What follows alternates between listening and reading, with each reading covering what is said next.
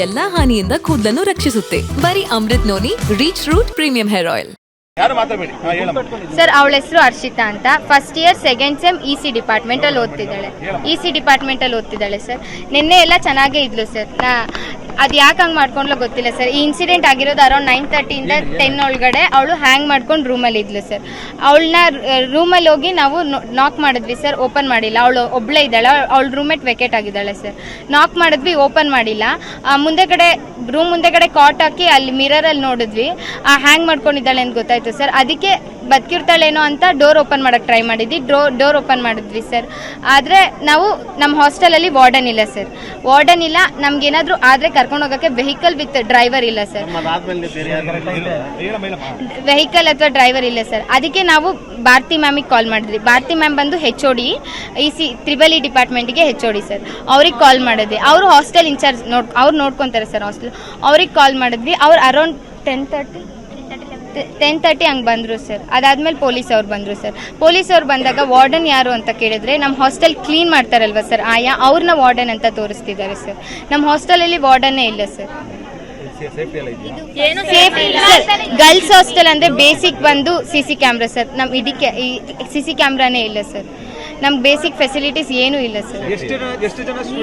Sir engineering around 30 members ಇದ್ದೀವಿ sir. Nursing ಅವರು ಒಂದು 150 ಇರ್ತಾರೆ ಸರ್. ಓವರಾಲ್ 180 ಇರ್ತೀವಿ ಸರ್. ಸರ್ ಗೊತ್ತಿಲ್ಲ ಸರ್. ನೆನ್ನೆ ಎಲ್ಲ ಕಾಲೇಜಿಗೆ ಬಂದಿದ್ಲು ಸರ್, ಚೆನ್ನಾಗೇ ಇದ್ಲು ಸರ್. ಇಲ್ಲ ಸರ್, ಶೇರ್ ಮಾಡ್ಕೊತಿರ್ಲಿಲ್ಲ ಸರ್. ಇಲ್ಲ ಸರ್, ಅವಳ ರೂಮ್ಮೇಟಿಗೆ ಕೂಡ ಶೇರ್ ಮಾಡ್ಕೊತಿರ್ಲಿಲ್ಲ ಸರ್. ಅವಳ ಪರ್ಸನಲ್ ಥಿಂಗ್ಸ್ನ ಹೇಳ್ತಿರ್ಲಿಲ್ಲ ಸರ್. ಅದು ಗೊತ್ತಿಲ್ಲ ಸರ್.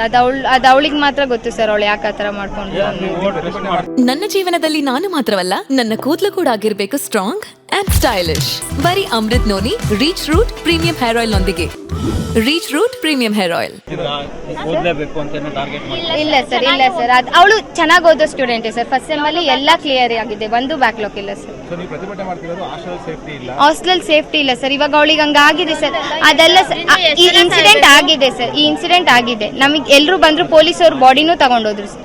ಅದಾದ್ಮೇಲೆ ಅಟ್ಲೀಸ್ಟ್ ನಮಗೆ ಧೈರ್ಯ ಹೇಳಕ್ಕಾದ್ರೂ ನಮ್ಮ ಜೊತೆ ಒಬ್ರು ಇರ್ಬೇಕಲ್ಲ ಸರ್. ಯಾರೂ ಇರಲಿಲ್ಲ ಸರ್. ಅವರೆಲ್ಲರೂ ಮನೆಗೆ ಹೋಗ್ಬಿಟ್ರು ಸರ್. ಬರೀ ಹಾಸ್ಟೆಲ್ ಸ್ಟೂಡೆಂಟ್ಸ್, ಸೀನಿಯರ್ಸ್ ಜೊತೆ ಜೂನಿಯರ್ಸ್ ಇದ್ವಿ ಸರ್. ಇಲ್ಲ ಸರ್, ಇದ್ರು ಸರ್. ಸ್ವಲ್ಪ ದಿನ ಆದ್ಮೇಲೆ ಆ ವಾರ್ಡನ್ ಬೇರೆ ವಾರ್ಡನ್ ಆಗಿ ಚೇಂಜ್ ಮಾಡ್ತೀವಿ ಅಂತ ಹೇಳಿದ್ರು sir. Bharathi ma'am in-charge ತಗೊಂಡಿದ್ರು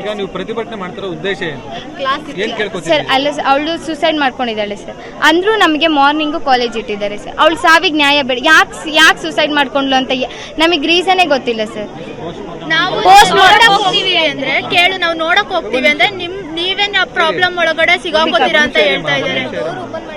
door open ಮಾಡಿದ್ದಕ್ಕೆ ಯಾಕೆ ನೀವು ಡೋರ್ ಓಪನ್ ಮಾಡಿದ್ರಿ? ಯಾರನ್ನ ಪರ್ಮಿಷನ್ ಕೇಳಿ ಡೋರ್ ಓಪನ್ ಮಾಡಿದ್ರಿ?